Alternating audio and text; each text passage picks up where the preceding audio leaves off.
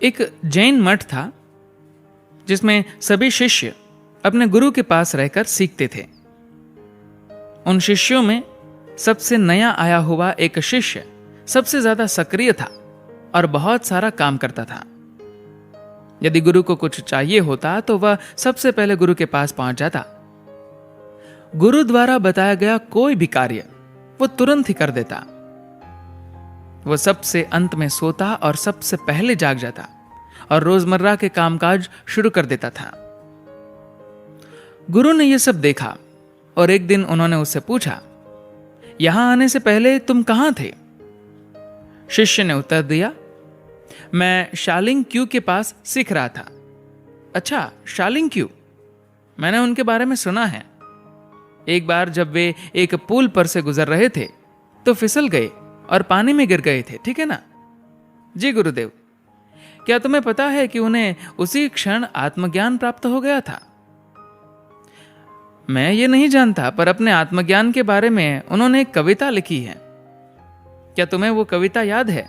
जी गुरुदेव, मुझे याद है। तो मुझे सुनाओ। मुझे एक मोती मिला है। बहुत समय तक गंदगी और धूल ने उसकी चमक को ढककर रखा था। अब धूल उड़ गई है, गंदगी साफ हो गई है, नई चमक आ गई है। इसके प्रकाश से पर्वत और नदियां प्रकाशित हो गए हैं। जैसे ही उसने कविता पूरी की, गुरु बहुत जोर से हंसे।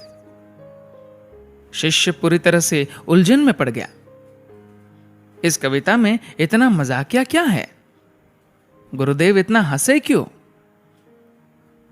उसने इस बारे में बहुत सोचा पर कोई उत्तर न पा सका। उस रात उसकी नींद पूरी तरह से बर्बाद हो गई। अगली सुबह उठते ही वो अपने गुरु को ढूंढते हुए उनके पास आ पहुंचा और बोला, अच्छा गुरुदेव, कृपया ये बताइए, कल जब मैंने आपको वो कविता सुनाई तो आप हंसे क्यों? गुरु बोले, तुम तो किसी विदूषक से भी बेकार हो। क्या? हाँ, विदूषक दूसरों को हंसाते हैं, पर अगर कोई हंसता है तो तुम घबरा जाते हो। ये कहते हुए वे फिर से जोर से हंसने लगे। गुरु की इस हंसी से वो शिष्य आत्मज्ञान को प्राप्त हो गया। कहानी शायद समझ में नहीं आई होगी। आइए जानते हैं इसके ऊपर सदगुरु का स्पष्टीकरण। सदगुरु कहते हैं, जैन और हंसी में एक गहरा संबंध है। अधिकतर जैन गुरु जोर जोर से हंसते थे। सिर्फ जैन ही नहीं, कोई भी जिसने भी एक उच्च स्तर की उल्लासित अवस्था प्राप्त की है, वो हंसने के लिए किसी कारण की प्रतीक्षा नहीं करते। खबर चाहे अच्छी हो या बुरी, वे हंस सकते हैं। मेरी युवावस्था में मेरे अंदर आत्मज्ञान खिलने के बाद मैं अपने आसपास हर व्यक्ति को देखता था और सोचता था, ये लोग जो अपने जीवन के प्रत्येक क्षण में अत्यंत आनंदपूर्ण हो सकते हैं, वे अपने जीवन को खराब क्यों कर रहे हैं? मेरी आंखों से आंसू बहने लगते थे। पर जल्दी ही मैंने समझ लिया कि जब भी अपने आसपास के लोगों में अज्ञान दिखे तो आंसू बहाने की बजाय हंसना ज्यादा आनंदपूर्ण है। आंसू बहाने में कोई अर्थ नहीं है। इस दुनिया में रोगों और गरीबी से भी ज्यादा अज्ञान फैला हुआ है। हंसने के लिए अज्ञान देखने से ज्यादा कौन सा अवसर बेहतर हो सकता है? अगर आप में अज्ञान को परमानंद से जोड़ने की बुद्धिमत्ता है तो वास्तव में कोई समस्या ही नहीं है। एक बार मैं अमेरिका में पहाड़ी इलाके में कार चला रहा था और बहुत जोर से बारिश हो रही थी। ईशा स्वयंसेवक भी अलग अलग कारों में मेरे साथ ही यात्रा कर रहे थे। मेरे पीछे वाली कार में एक ईशा स्वयंसेवक के साथ 3 अमेरिकी महिलाएं भी थी। सामान्य रूप से मैं काफी तेज गाड़ी चलाता हूं और वे लोग मेरी ही गति से कार चलाने की कोशिश कर रहे थे। मैंने उन्हें चेतावनी दी, अपनी गति को मेरी गति के समान मत रखो। उन्होंने कहा, नहीं, ये रास्ता हमारा परिचित है और वे उसी गति से चलते रहे।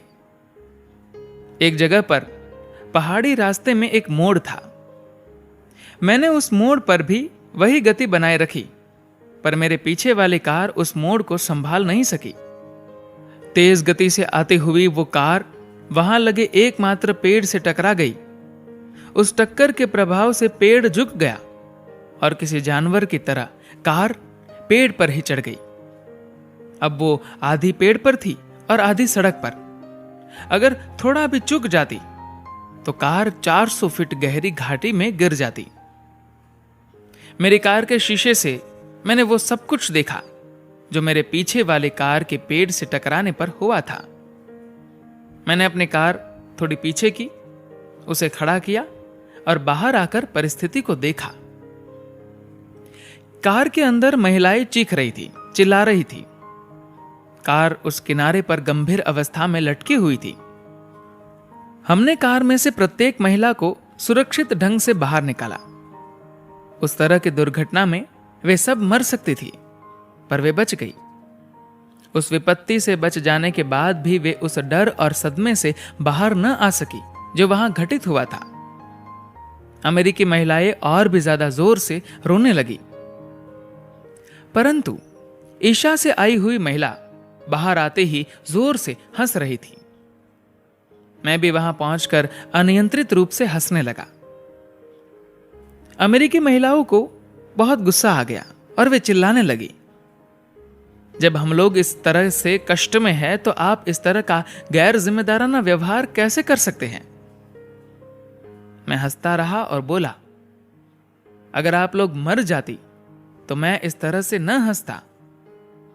कुछ देर प्रतीक्षा करता और फिर हंसता। जीवन के किसी भी मोड़ पर या जीवन की किसी भी परिस्थिति में आपके साथ जो कुछ होता है उसका सामना आप कैसे करते हैं, यह इस बात पर आधारित है कि आप कितने अज्ञानी हैं, आप कहां से आए हैं, कहां जा रहे हैं। यह सब कुछ आप नहीं जानते, पर आप खुद ही कुछ कल्पना कर लेते हैं और उसी में फंस जाते हैं। आप यहां बहुत थोड़े समय के लिए हैं, तो फिर अपनी मूर्खता से इतनी सारी झंझटें क्यों बना लेते हैं। अपनी हंसी को गवा देने के लिए आपके पास हजारों कारण हैं। मेरे पिता की मृत्यु हो गई है, मेरी मां की मृत्यु हो गई है, मेरी पत्नी की मृत्यु हो गई है, मेरे पति की मृत्यु हो गई है, मेरे बच्चे की मृत्यु हो गई है। वजह चाहे कोई भी हो, अपनी हंसी छोड़ देने का कोई कारण नहीं है। लोगों के हंसना छोड़ देने का एक ही कारण है, और वो ये है कि वे अपने अज्ञानता के शिखर पर हैं, अपने जीवन का अर्थ नहीं जानते। यदि आप उन्मादपूर्ण अवस्था प्राप्त कर ले तो आपके पास हंसी के सिवाय कुछ नहीं रहता। अगर आप मंदिर की घंटी सुने तो आपको पता लगेगा कि ये एक तेज हंसी की ध्वनि जैसी है। जिसने अपनी हंसी खो दी है, उसने अपना सब कुछ खो दिया है। यही वो बात है जो जैन गुरु ने अपने शिष्य के सामने प्रदर्शित की। धन्यवाद।